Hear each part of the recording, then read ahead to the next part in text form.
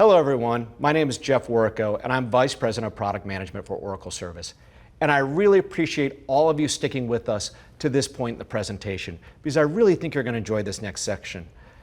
You're about to hear about some real world businesses that are on the path to deliver service that meets the moment.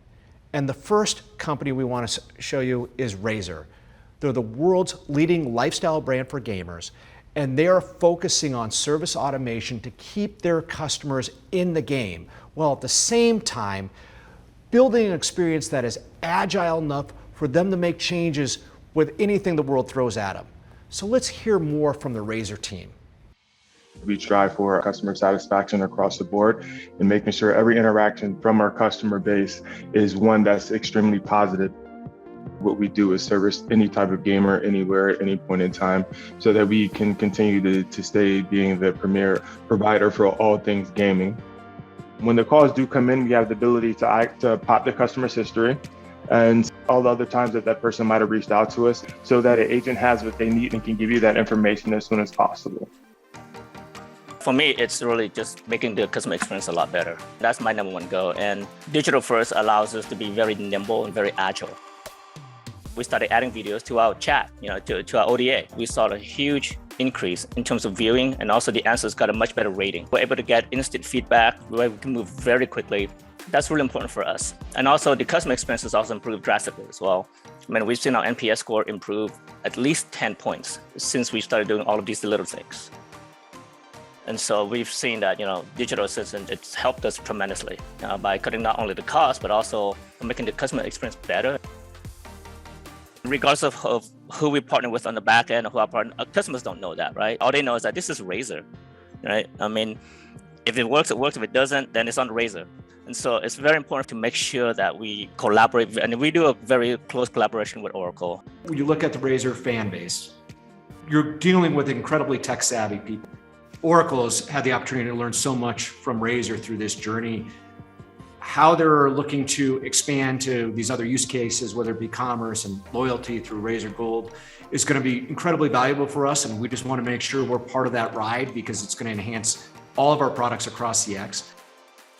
At the end of the day, it's all a reflection of the Razer brand and how can the Razer brand be perceived as even stronger than it already is. And that comes down to creating, great service experiences.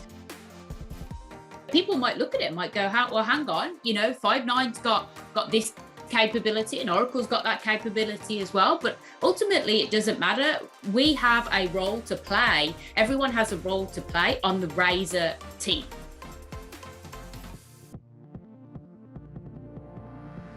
Thanks to the team at Razer for helping us put that segment together. Now, we've talked a great deal about automation and digital technologies, but there's always going to be a uniquely human element to service. And I like to think about the technologies we work with, they're not just about efficiency, they're also about unleashing human potential. And to give you a great example of this, my good friend Caoimhe Maxwell recently had the opportunity to connect with Turning Point. Turning Point is an organization that provides health and social services across 300 locations in England. And they have done a great job of blending the human element and technology. We loved it so much that we wanted to share it with you again. So take it away, Caoimhe and Johnny Barton from Turning Point. Welcome back, Johnny. Let's dive a little bit deeper into Turning Point's challenges. In fact, we'd love to hear a little bit more from you about Turning Point and what it is that you do.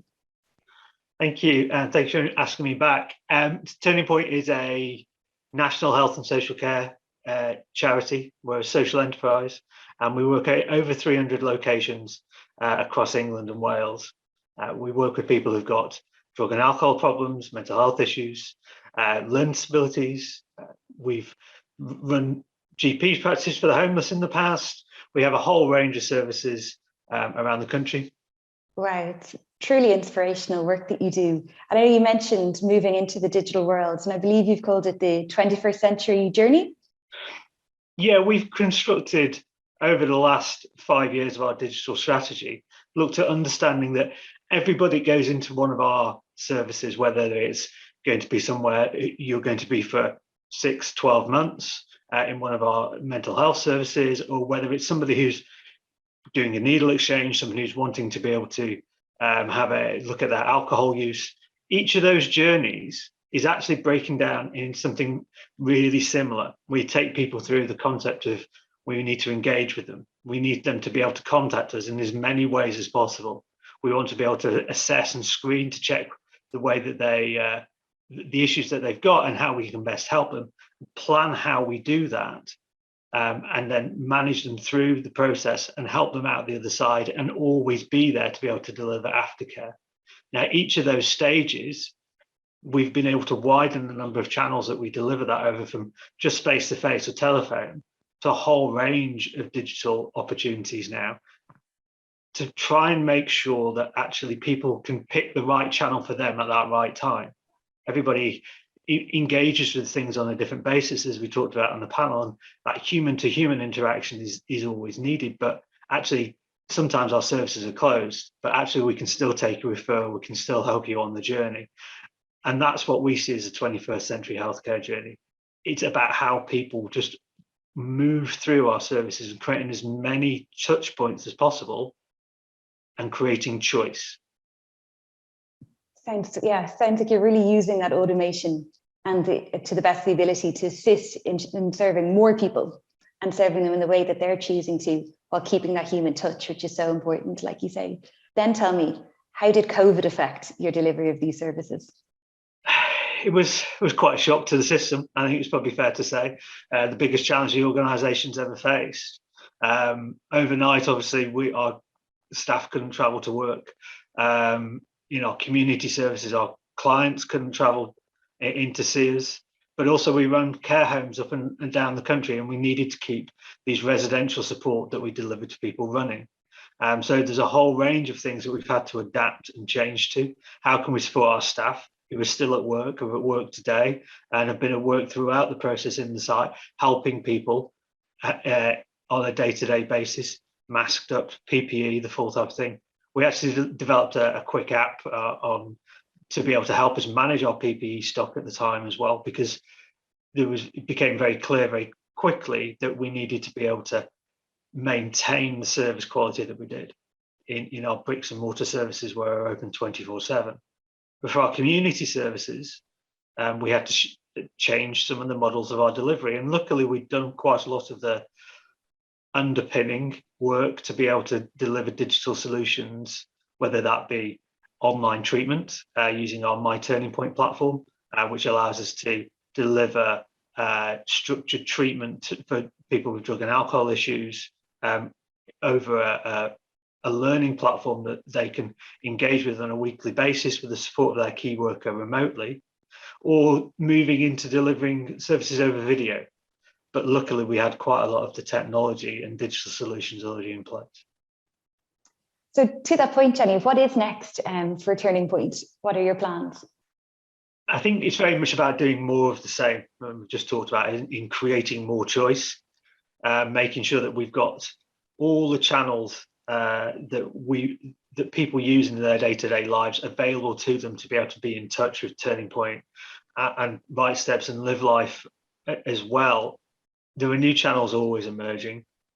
We've recently been looking at communicating with people over TikTok. We've been looking at doing a whole range of stuff via video, as people want to continue to think about them choosing the channel and the place and time of their service. We're wanting to make sure that we create automation and workflow for our teams as well, because they work really hard. We want to be able to take away the repetitive tasks that they do on a day-to-day basis, work out how we can enable them to do more, to support the people that we work with in a better way, creating knowledge bases, creating asset stores that they can go and pull from to be able to do more with less as we go. The economy, we know, is uncertain. How can we go? How can people engage with services virtually? There's a whole range of places, but the key is delivering customer service, delivering a service to our clients, our end users, our patients that really meets their need when they by the channel that they select.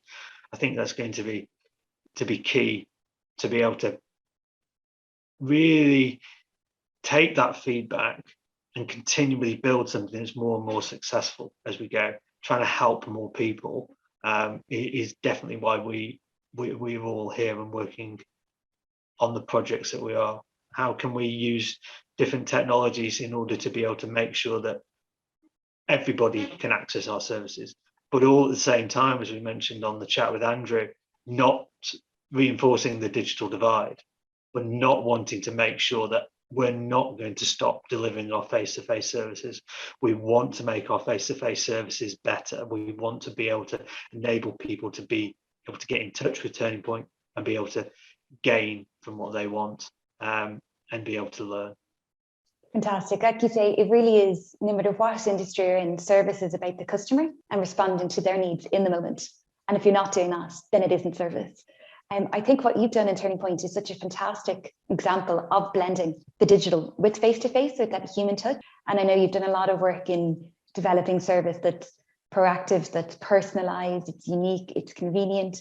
And I wonder, what are your top 3 tips based on the learnings you have for anyone looking to really develop their digital service? I think listen to your users. It's got to be, there's no point in building anything if no one's ever going to use it. So make services that people want to use. Make them easy and clear. Make them clean and efficient. Make them frictionless is the first one. The second one is take the staff with you. We need your workforce to be digitally enabled as well. A lot of our staff in care, it's not something that they have to use on a day-to-day basis, technology. The more that we can help our staff develop, the more they can collaborate with colleagues, the more that they can learn online, the more that they can then support our customers, our clients with those digital solutions, is better. And the third tip I'd probably say is always look ahead. There's always something new, and look outside of your sector, look outside of your little box, because someone somewhere is doing something that is analogous to what you do, but it's in a completely different industry. We've learned a lot from the service industry, from hospitality, from the way that people want to engage. So look outside of the box would be my third tip. Right. So inspirational, both in terms of the work that you do and the amazing impact it has on the community, but also in your operations, and to me, so innovative. I think there's a lot that we can all learn from. So thank you, Johnny. No problem. Thank you. Thank you so much to the team at Turning Point for sharing that story with us. Now I want to welcome back Annette Franz, who spoke to you at the top of the presentation. Annette, welcome back. Thanks so much. Yeah, those were great stories from Turning Point, and thank you to them for joining us. Yeah, it was great to see them share what they're doing and what Razor was doing, kind of two companies that are on other sides of the spectrum, but doing some amazing things in customer experience. Absolutely. Let's go back to some of the things that I talked about in my presentation. How do you feel each of them are doing in terms of that market-leading culture and creating that customer-centric culture? Do you think they're customer-driven? Are we seeing that in these two companies? Yeah, you know what? I think they are. And when I was listening to them, all of the points you were making were just resonating with me throughout. The way Razor is trying to put themselves in the shoes of a gamer, whether that gamer is sitting in the lobby waiting for the next round of Call of Duty to start or actually live in a gaming experience. They want to make it as easy for them when they reach out for assistance. It all starts though with what the person on the other end is feeling. And then also with Turning Point, how many times did Johnny Barton mention choice of channel? And he wasn't just trying to cover a lot of people. He's like, listen, somebody's reaching out to us for assistance, for help. And we want to make sure they're communicating with us on the channel that's the most comfortable for them. I think those are all great examples of that, the culture you want to create an amazing service experience. Yeah, I love that. Absolutely. Talking about channel, one of the things that I brought up in those pillars was around breaking down or connecting silos. It's so important that the entire company is really collaborating and working together and sharing that information. It's really, the only way that you can get those seamless experiences, those consistent experiences across the channel, across department, across business unit. It sounds like they're doing a great job with that as well. You know what? Whenever you start talking about breaking down silos and that collaboration, what I always try to remind people of is, service teams in particular, they're no longer delivering just customer service. They're delivering these holistic brand experiences. And for so many organizations out there, the service team might be the only time they ever connect with a customer.